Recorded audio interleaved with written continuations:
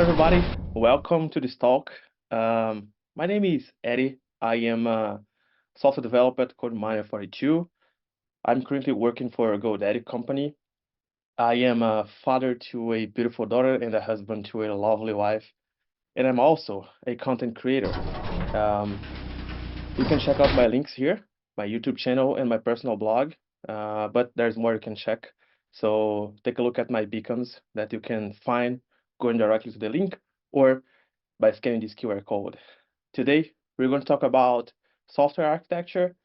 My main goal with this talk is to share with you some tips and discuss some challenges you might face when you are applying an architecture pattern to any project. And that's it. This talk is about a use case, so it's about something I did. So for that, we need the example, like the application we'll be talking about is what we call internally the task runner. The task runner is an application that's very important for my current team. It basically runs tasks. So I find this a very clever name. When I came to this team, I recall my teammates struggling to find a bug.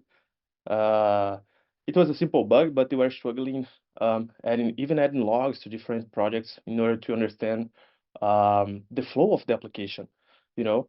So that was very bad. Our core features, our core project was spread through two monolithic projects we didn't have control over, and it was hard to change, definitely hard to investigate. It didn't have any test. So we had all these problems in our project. Um, Due to that, we decided to rewrite the application, and I was the one responsible for that. And when I started thinking about it, I decided to have an architecture. I wanted to have an intentional architecture.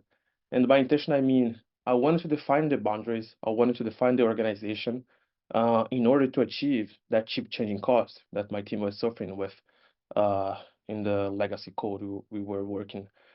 It's intentional because I define that.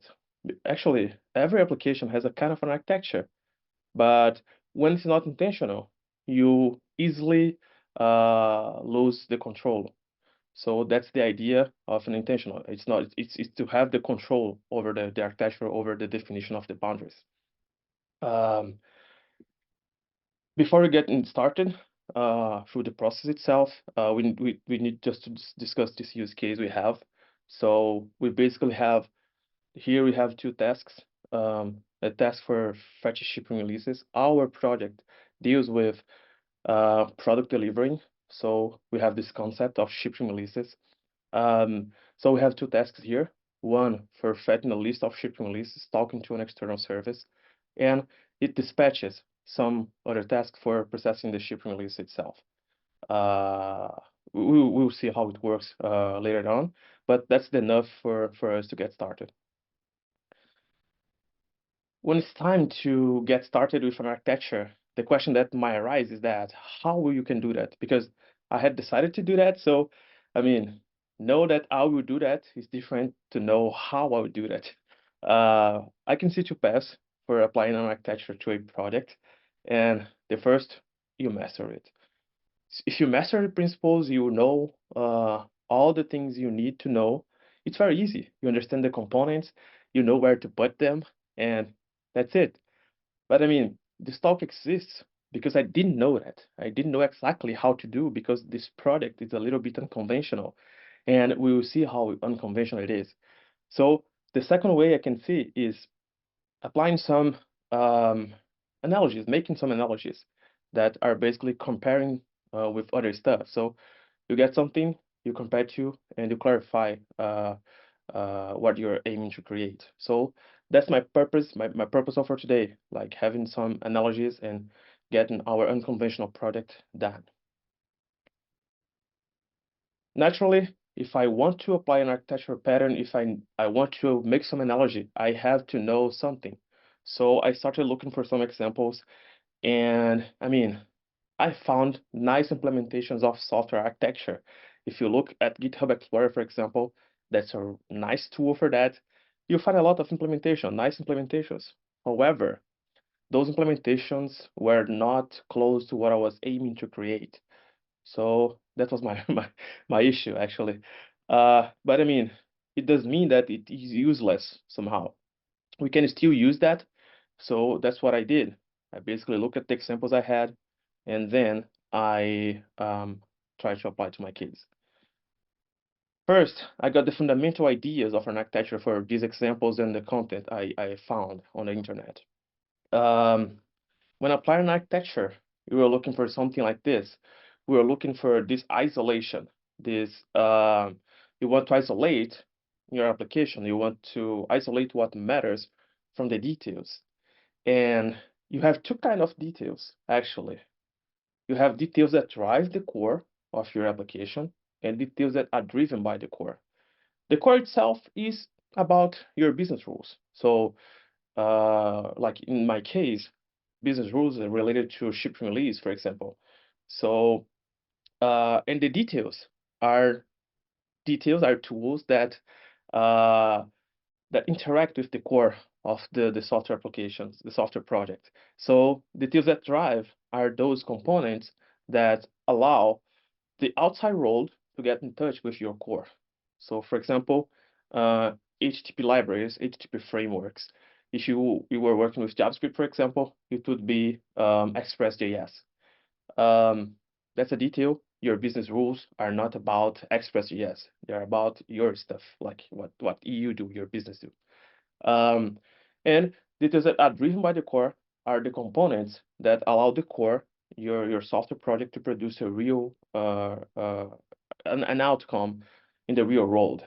So a database is an example of details that are driven. I mean, your core processes something and produces a result, and it will be persisted to a database, for example.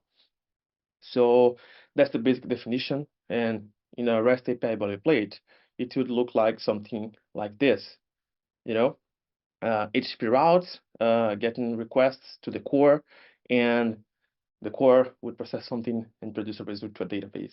Um, it's nice. It's a good first step, but not enough. But because you might ask yourself, what's in the core? What's the case here? And Alistair Coburn once was asked about it, and he said, "I don't care what goes in the core."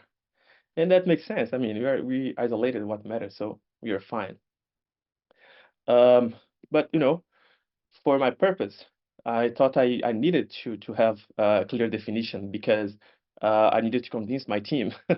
So I just realized, look for into some examples these are the fundamental layers we have. We have the core is split into two different layers. We have the application layer that will describe things that the software is supposed to do, so features, use cases, and the domain where we will put our rules, our business rules. The interface layer and the infrastructure layer are they're basically the same idea we got from the details. Interface, details that drive. Infrastructure, details that are driven by the core. So that's the basic definition. And here you can see for a REST API how things interact with each other, how the components interact with each other. We have this bigger arrow here that is, I mean, it's the data. So that's how the data flows. It came from the outside and passes through the API routes. The controller takes the request and then talks to a component that's a use case. So a real use case, a feature of your project, and the data goes through the infrastructure. That's how the data works. The data interacts with the layers. But we have also the arrow here. That's this black one that is about the dependencies. So the dependencies are a little bit different. As you can see, the controller depends on the use case, and the use case depends on the services, the repositories, and the domain rules. And you can see that the infrastructure itself depends on something that also the use case depends on. We'll see how it works through some examples, but that's the basic definition. Let's see how it's implemented so we can get a better idea about it.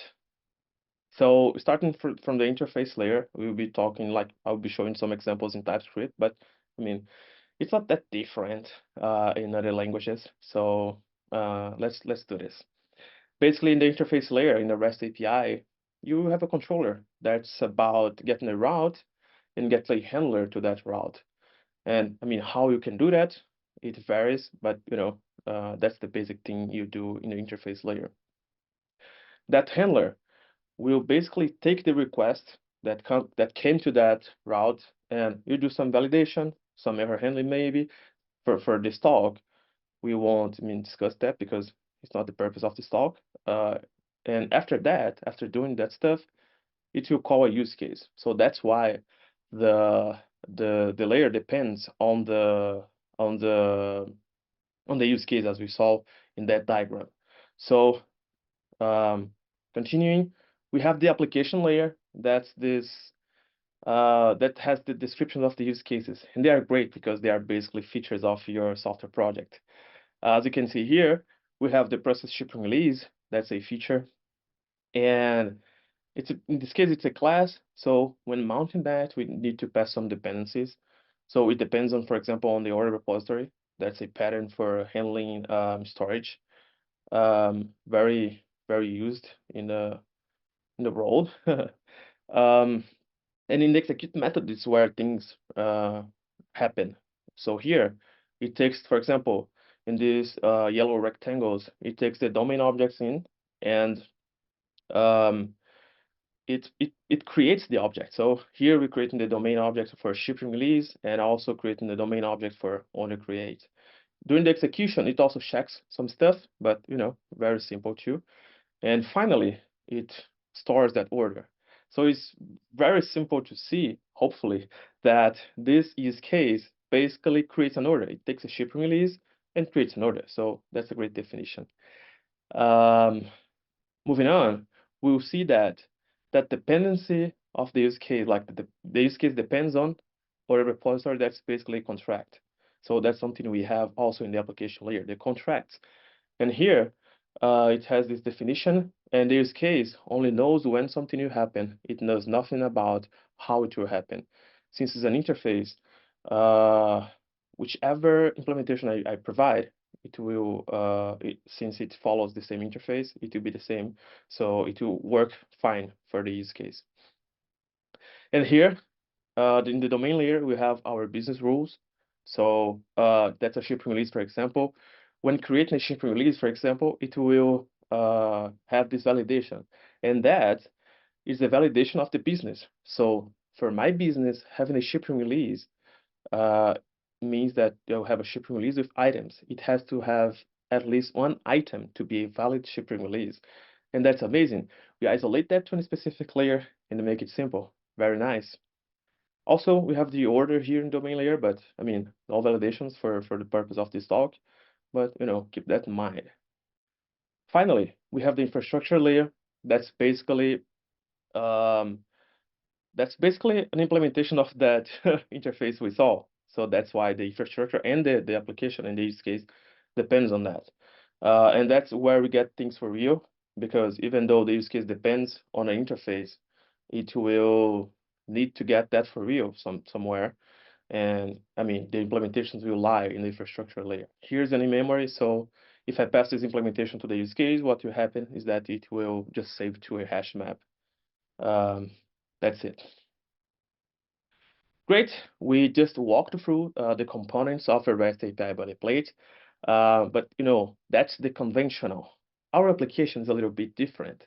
So let's go and see how we can apply to our case, make some analogies.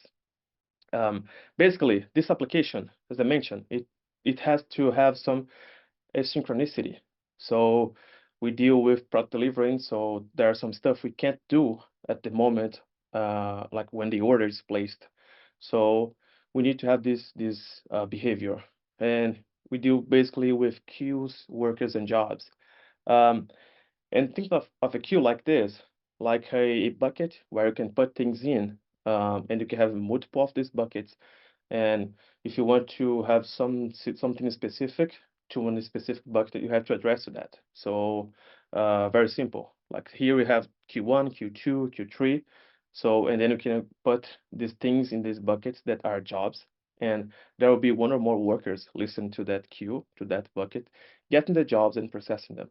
That's the whole idea. It's very important for our application because, I mean, we have to deal with this, with things that needs to be asynchronous. Um, but the point is how we can make that work in an architecture we defined, like we saw for the REST API boilerplate. And that was the question. And I mean, I was having a hard time, but talking to some teammates, I just start thinking a little bit more about these components, queues, workers, and jobs. And just I realized some stuff, some nice stuff. For example, if we look at the web API interface, we have a route, and then we have a handler. That's a defined definition of a controller. We have a specific route that will be listened by a specific handler. And this handler will just do that, get data and pass to a use case. But if you think for a moment, what I just said, what I just told you about the queues, workers, and jobs, looks like this, huh? We have a specific queue, so like with a queue name, and I'll have one or more handlers, in this case, one handler per queue. In this case, I have this queue for processing and the handler for that. And that's the definition of a worker. I mean, a worker is listening to a specific queue. And the handler in this case will do the same. We'll take some information, some job, and it pass to a use case. And I mean, it's the same thing, but with different names. So that's where analogy thrives. Um, so that's basically the how the interface layer works in this project. The rest is canonical, as you may have noticed. For example, we are just for the handler of the worker, we are just passing to the same use case. There's no change at all. But all the layers are the same actually, because domain layer, for example, holds business rules, and the business rules are the same regardless how we get in touch with them. The same for the application because our features are related to our rules too. So same, it has nothing to do with queues or workers or controllers or HTTP requests.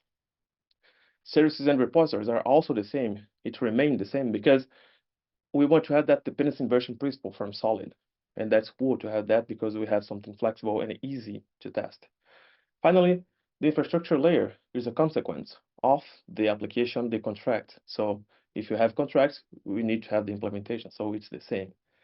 In the end of the day, that was our analogous architecture. I mean, in the what changed was the interface only. So here we have the job in queuing coming from the outside somehow, in queuing in the queue manager, queue service, and then it will be handled by a worker that you then delegate to the use case, and the rest is the same. So the dependency is the same, the data flow is the same, and that's a great thing about architectures, you know. That's amazing. But you know, there is one last detail I didn't mention yet. In the use case I showed you, I mentioned that this fetch, ship, and release needs to pull an external service every couple of minutes, let's say every 5 minutes. And I mean, I need to enqueue a job for that every 5 minutes. And it's not that hard to see that we need that cron scheduler, and it's not that hard to implement that. There are many tools, great tools for that, and you can do that very, very easily. The point is, you define the architecture, so you have to know where to put that. And here's a case where you can't apply an analogy because there is no equivalence in a REST API boilerplate we saw of a cron scheduler like this that would be every 5 minutes, I don't know, making a request. So when it happens, and here's my tip for you, what you can do is to get the like to check the characteristics of that component, like to get that and match against all the layers. I know you can pick some architectural patterns that have more layers than that, but they won't be that much. So I think you can do that. So I think we can do that right now. We have only 4 layers, so let's do this. The cron scheduler itself, it's a reimplementation that will be triggering like in queuing a job every 5 minutes, for example. If you look for the interface, we discussed that and what kind of components we have in the interface layer. And they are basically components that we get running to listen to the outside world interaction. But if you think of the cron scheduler, it's not like this. The cron scheduler does not receive interactions from the outside world. It's basically enqueues jobs. So you can't connect to the cron scheduler. So it does not fit the interface layer. Domain, definitely not, because domain are about rules. And I mean, our rules don't involve like cron schedulers. We deal with products and shipping releases. Um, it's not a use case, definitely, because it's not a feature of our project. I mean, our software project, though, like we don't care if it's a cron scheduler and queuing the job every 5 minutes, or if it's a person clicking the button every 5 minutes. Since it's a re-implementation, it's not a contract also, so won't be in that services repositories component. It's a re-implementation, so it sounds like an infrastructure, right? But it's not infrastructure also, because infrastructure is a consequence of the application. So if there's no contract for that, there is no infrastructure for that. So where to put that then? We run out of slots we run out of layers for that component, but there's a place we can put that we don't talk very often. That's I mean, it's not a layer actually, because layers are about abstractions. It's more like a bootstrapping module or a main module, people also call this. And it's basically where things get for real, where things start. So here, for example, it initializes the task runner service interface, and it just get things for real. As you can see here, we have a real implementation of a tool called BoolMQ service. And if you look again at the characteristics of the cron scheduler, it's for real. It's something that needs to start with the application. So it's like a web server, and it's like this queue manager here, like BoolMQ in our case. So it's a nice place to have this because it will get start with the application and get up and do its job. That's in queuing that task for every 5 minutes.